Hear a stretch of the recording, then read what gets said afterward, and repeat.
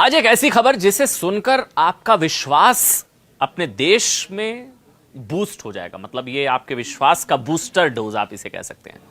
क्या आप जानते हैं कि दुनिया की आधी वैक्सीन, पूरी दुनिया में जितनी वैक्सीन बन रही है, आधी वैक्सीन मेड इन इंडिया हो चुकी है। आपके भारत में बन रही है, हमारे भारत में बन रही है। पिछले एक साल में पूरी दुनिया में 8 अरब वैक्सीन बांटी गई। इसमें आधी वैक्सीन यानी कि करीब 4 अरब वैक्सीन का निर्माण अपने देश भारत में हुआ है। मतलब क्या? मतलब यह कि अकेले भारत ने आधी दुनिया को वैक्सीन बनाकर दी है। आज भारत दुनिया की 50% वैक्सीन की आपूर्ति करता है। सोचिए, मतलब ये आत्मनिर्भर तो भारत हो ही गया है वैक्सीन के मामले में। दूसरे देश जो है वो भारत पर निर्भर भी एक तरीके से हो गए हैं।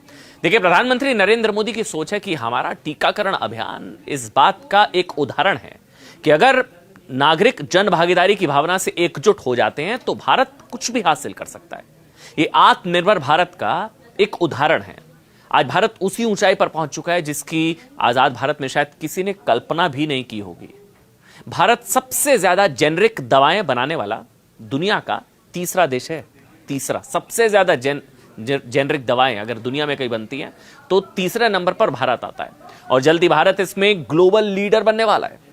आज भी भारत तेजी से वैक्सीन निर्माता देशों में आत्मनिर्भर होता जा रहा है। मैं बार बार कह रहा हूं, सिर्फ आत्मनिर्भर नहीं, दूसरे देश भारत पर निर्भर भी होते जा रहे हैं।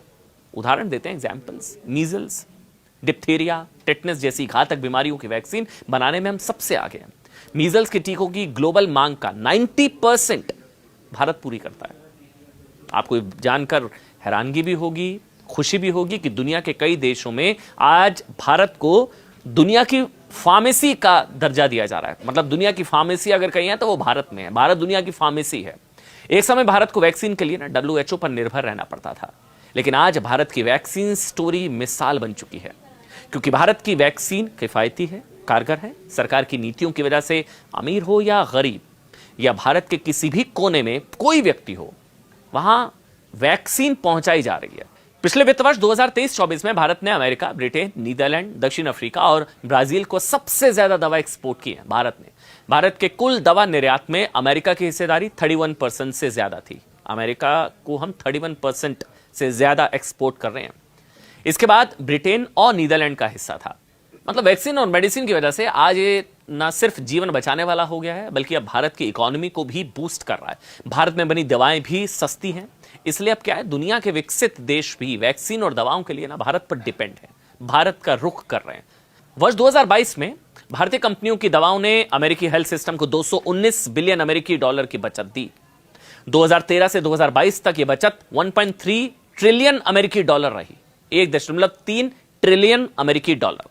Global data and business intelligence platform Statista की रिपोर्ट कहती है कि भारत में वैक्सीन बाजार अगले साल तक, जो अनुमान है, वो 1.25 बिलियन अमेरिकी डॉलर तक पहुंच जाएगा। 1.75 बिलियन अमेरिकी डॉलर तक पहुंच जाएगा।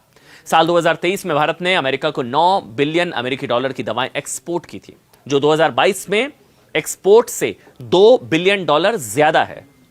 देश से दवाओं का निर्यात 2023 से 2024 में सालाना आधार पर 9.67% बढ़कर, मतलब 10% के आसपास बढ़ गया और वो पहुंच चुका है 27.9 अरब डॉलर। 2022 से 23 के दौरान यह आंकड़ा 25.4 अरब डॉलर था। 25.4 अरब डॉलर। कोरोना महामारी के वक्त मोदी सरकार ने दुनिया के सबसे बड़ी वैक्सीनेशन प्रोग्राम को शुरू किया। सर्वे भवन्तु सुखिनः सर्वे सन्तु निरामया श्लोक से कार्यक्रम की शुरुआत हुई, जिसका मतलब होता है कि सभी सुखी हों, सभी रोग मुक्त हों। इसके बाद दुनिया ने देखा कि भारत में 140 करोड़ की आबादी को कोविड वैक्सीन उपलब्ध कराई गई। एक समय में लोग मजाक उड़ा रहे थे कैसे होगा, लेकिन ये सब कुछ हुआ। जो दुनिया का सबसे बड़ा वैक्सीनेशन प्रोग्राम था, यानी दुनिया की वसुधैव कुटुंबकम, यानी संपूर्ण विश्व एक परिवार है। जब तक सभी सुरक्षित नहीं, कोई भी सुरक्षित नहीं। वसुधैव कुटुंबकम, इसी सोच के साथ पीएम मोदी ने ना सिर्फ 140 करोड़ भारतीयों को वैक्सीन जो है एक तरीके से सुनिश्चित की, डबल डोज, बल्कि पीएम मोदी ने दुनिया में वैक्सीन नीति को आगे बढ़ाया। इसके साथ 101 देशों को 2 करोड़ टीके भी पहुंचाए। लेकिन इसके बाद भी मोदी सरकार पर सवाल उठे।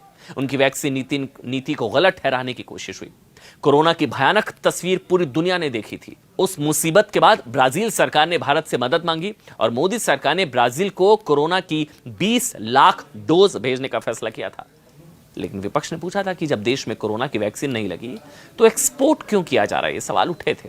उस दौरान ब्राजील ने भारत का धन्यवाद करने के लिए भगवान राम के परम भक्त अंजनी कुमार को चुना।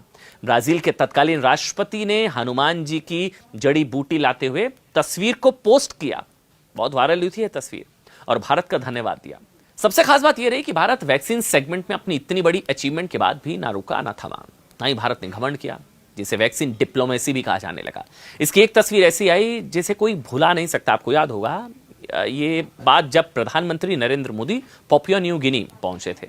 लोगों ने प्रधानमंत्री का जोरदार स्वागत किया, लेकिन यह तस्वीर देखकर दुनिया को पता चल गया कि भारत की अहमियत क्या है। पीएम मोदी जब प्लेन से उतरे तो पापुआ न्यू गिनी के प्रधानमंत्री ने आदर के तौर पर प्रधानमंत्री के पैर छू लिए। प्रधानमंत्री नरेंद्र मोदी के पैर छूकर अभिवादन किया।